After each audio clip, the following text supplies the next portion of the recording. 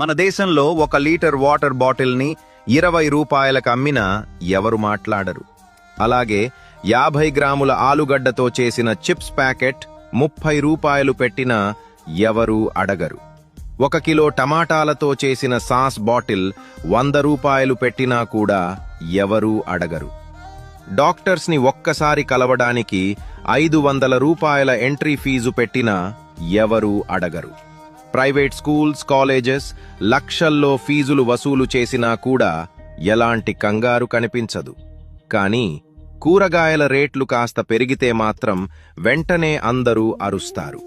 ఇవి ఎలా కొనాలి, ఎలా బ్రతకాలి అంటూ టీవీలో రోజంతా న్యూస్ వేస్తారు.